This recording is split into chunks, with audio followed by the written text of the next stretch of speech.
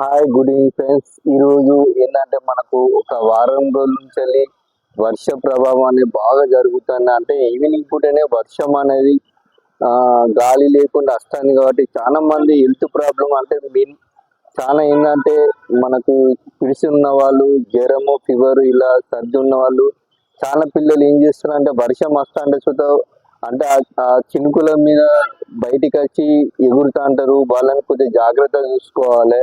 ఎందుకంటే ఆ వర్షం వల్ల ఏంటంటే ఇప్పుడు రోగాలు వచ్చే పరిస్థితులు ఉన్నాయి. కావున ప్రతి ఒక్కరు ఇప్పుడు జూన్ నుంచి వెళ్ళి ఆగస్టు వరకు చాలా రోగాలు ఈ వర్షాల వల్ల చాలా అంటే బయట జంతువులు చనిపోయిన వాటి మీద వర్ష ప్రభావం, మరి కార్బన్ డైఆక్సైడ్ అయినా మనకు బ్రీతింగ్ తీసుకుంటే మొత్తం ఆక్సిజన్ కాకుండా కార్బన్ డైఆక్సైడ్ ను తీసుకుంటే దానివల్ల హెల్త్ విష జ్వరాలని వస్తాయి ఫ్రెండ్స్.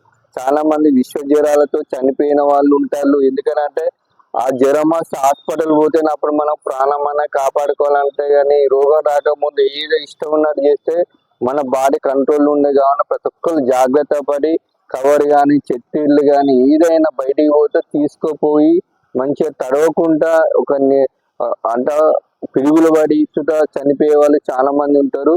కావున ఫ్రెండ్స్ మీరు జాగ్రత్తగా వర్షం వచ్చినప్పుడు ఒక 1 అవర్ వెయిట్ చేయండి.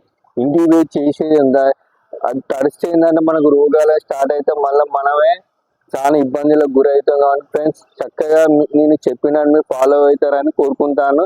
Thank you. My name is Bhaskar, yoga master, public garden.